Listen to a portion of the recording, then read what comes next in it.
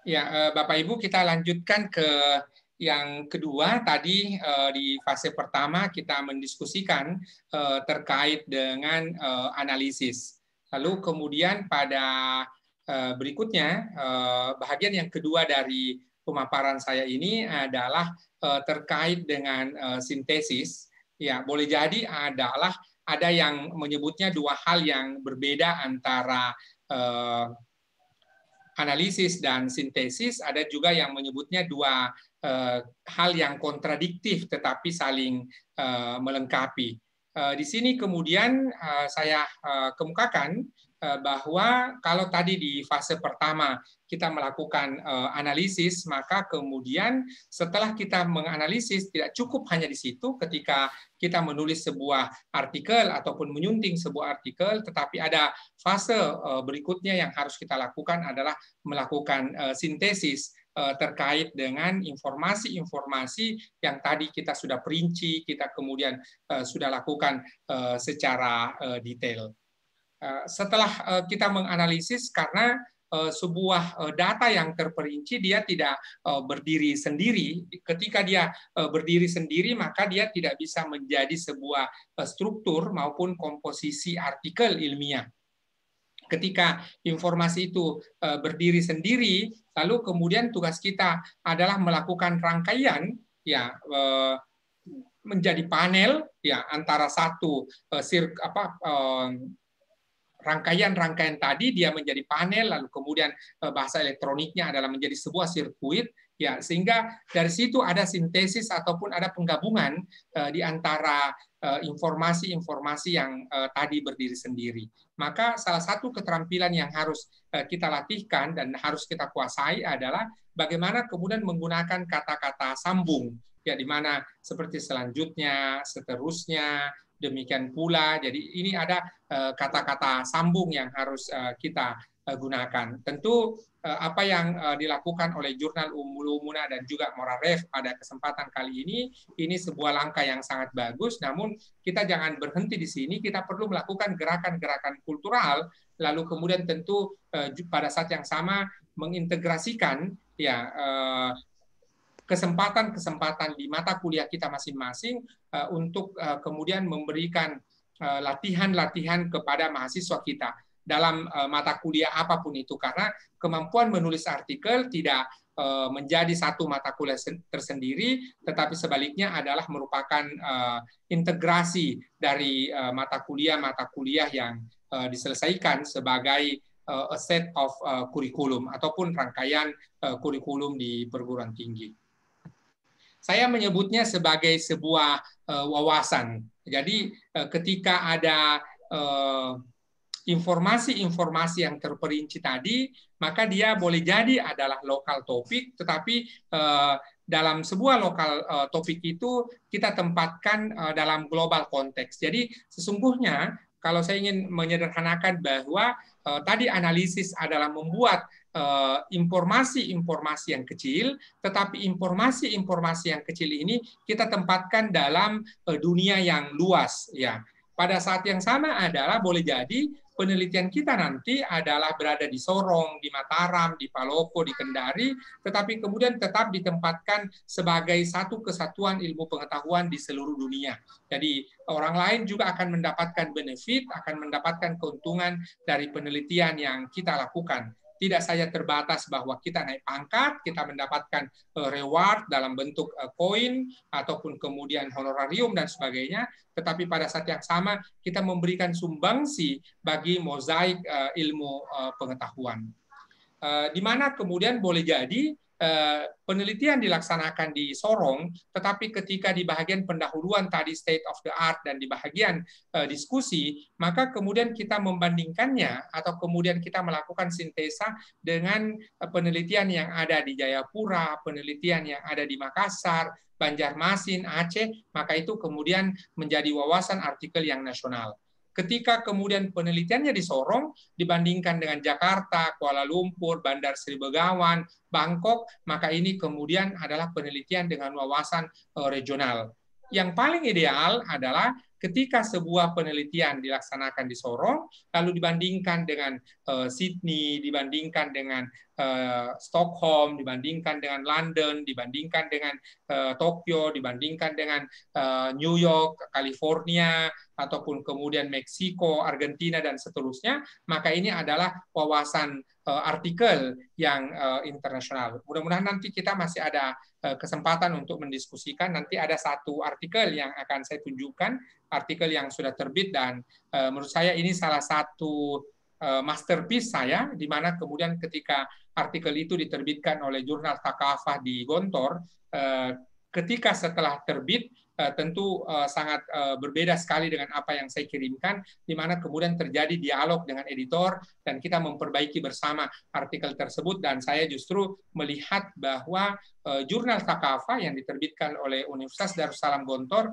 merupakan salah satu jurnal yang ideal, di mana kemudian tidak saja setelah proses review terjadi perbaikan, tetapi terjadi dialog antara pengelola jurnal dengan penulis. Maka sesungguhnya disinilah fungsi utama sebuah jurnal, menjadi jembatan antara pembaca dengan penulis. Dan editor jurnal yang saya sebut tadi adalah sama ikhlasnya dengan pengelola masjid ataupun pengurus masjid, maka kemudian memberikan kesempatan kepada penulis untuk menuliskan ide-ide yang terbaiknya. Dan setelah itu kemudian penulis juga dibantu untuk kemudian mendapatkan bantuan editing bahasa, sehingga kemudian jangan sampai ada kesalahan-kesalahan kecil, tidak bisa membedakan antara praktik dengan praktek, ya apotik dengan apotek, dan sebagainya. Jadi sepenuhnya soal bahasa Indonesia kita mengacu kepada Kamus Besar Bahasa Indonesia.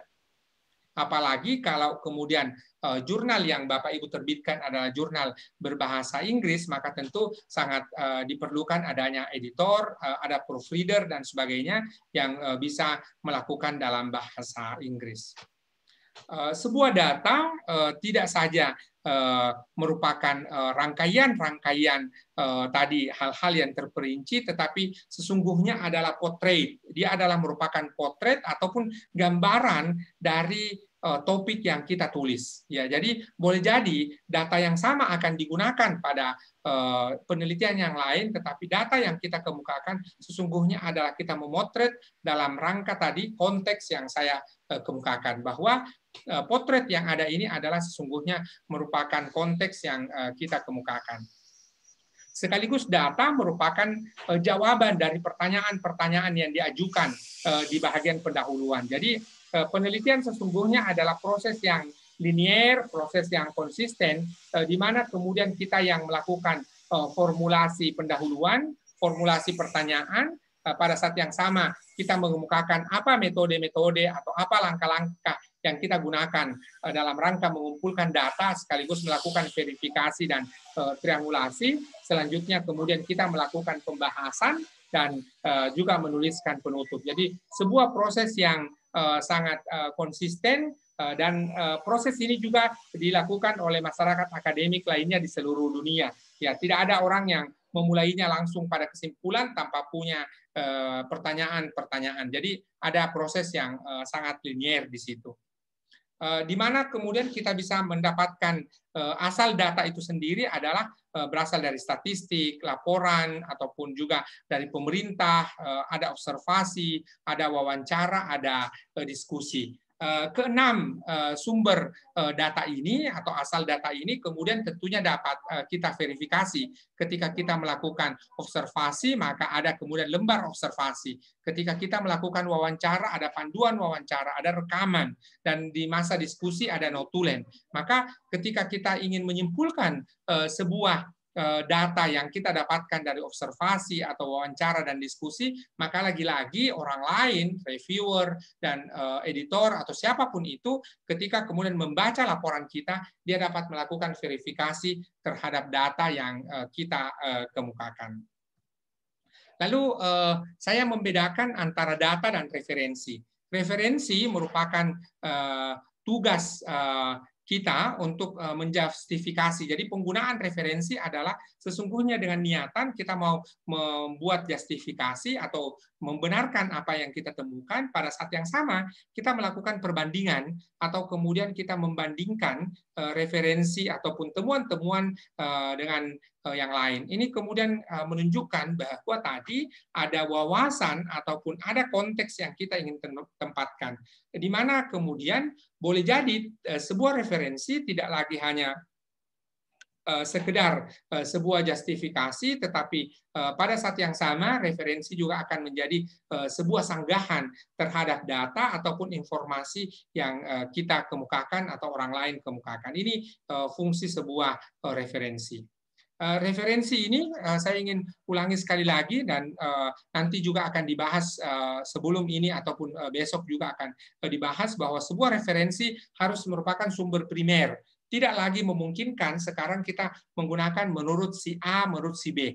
Kalau kita menggunakan gaya ini, berarti kita tidak menggunakan gaya primer ataupun sumber yang primer, tetapi kita menggunakan sumber yang sekunder. Artinya, kalau saya menulis si A dalam si B, berarti ya saya tidak membaca langsung si A, tetapi justru saya membaca si B secara langsung. Ya, sehingga kalau keterangan si A dalam si B itu keliru, maka kemudian saya pun juga ikut keliru. Yang kedua adalah sumber-sumber referensi yang advance ataupun tingkat tinggi, seperti laporan penelitian, skripsi, tesis, disertasi, bahkan juga paten, di dalamnya juga artikel jurnal. Jadi komposisinya adalah, kalau kita perlu menyebut komposisi, jangan sampai ini lebih dari 20% kalau ada buku. Jadi itu pun buku-buku yang sepenuhnya adalah buku yang merupakan buku referensi, ya, atau buku hasil penelitian. Kita bisa lihat buku yang diterbitkan diantaranya oleh Prof. Azra ataupun Prof. Amin Abdullah, biasanya adalah buku yang merupakan kumpulan hasil riset, tetapi bukan buku ajar. Nanti juga dalam slide-slide berikutnya saya akan kemukakan. Lalu referensi di sini adalah latest development atau pengembangan terakhir dari ilmu pengetahuan. Itulah kemudian kita perlu membuat satu konvensi, ya, satu kesepakatan yang tidak tertulis, bahwa sebuah pengembangan terkini boleh jadi 5 tahun atau 10 tahun terakhir, tetapi jangan lebih dari 10 tahun, supaya kemudian apa yang kita kemukakan ini adalah sepenuhnya merupakan pengembangan dari ilmu pengetahuan. Tentu kita perlu melihat kembali slide sebelumnya, di mana kemudian saya membedakan antara data dan referensi. Sehingga kalau ada yang bertanya, Pak, bagaimana dengan tulisan sejarah kebudayaan Islam? Padahal itu kan merujuk masa lalu. Iya, pada soal data kita boleh merujuk kepada masa lalu, tetapi soal referensi yang tempatnya ada dua, adalah di bagian pendahuluan sebagai state of the art, dan juga di bagian pembahasan untuk menunjukkan novelty, maka di situ tempatnya referensi. Adapun data tempatnya adalah di hasil atau di result. Kriteria yang keempat sebuah referensi adalah dia harus relevan. Ya, jangan sampai kemudian kita merujuk buku, merujuk sebuah jurnal yang tidak relevan sama sekali dengan pokok bahasan. Ketika itu terjadi, maka boleh jadi adalah seorang editor perlu memberikan saran kepada penulisnya untuk melakukan pergantian atau melakukan koreksi terhadap sebuah referensi yang tidak relevan tadi.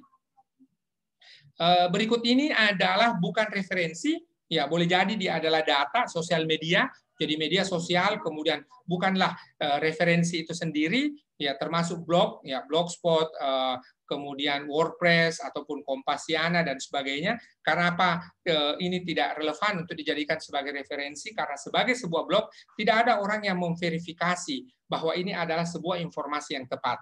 Bahkan sebuah artikel jurnal yang di dalamnya sudah melalui tadi proses editing, sudah melalui proses review dan sebagainya, tetap saja kemudian ada hal-hal yang keliru di situ, termasuk yang saya kemukakan tadi dalam prosesnya adalah Lancet Gate ataupun artikel yang diterbitkan oleh Lancet. Lalu berikutnya referensi juga adalah regulasi, undang-undang dan sebagainya, bukanlah merupakan referensi. Ya, lagi-lagi ketika saya menyebut referensi, maka tentu asosiasi kita adalah bahagian pendahuluan state of the art, lalu kemudian di bahagian pembahasan yang kita kemudian mengemukakan novelty. Juga tidak bisa digunakan sebagai referensi modul, buku ajar, handbook, ya, ataupun kemudian informasi-informasi brosur atau informasi leaflet dan sebagainya, poster, yaitu bukan sebuah referensi, tetapi boleh jadi kita tempatkan sebagai sebuah data.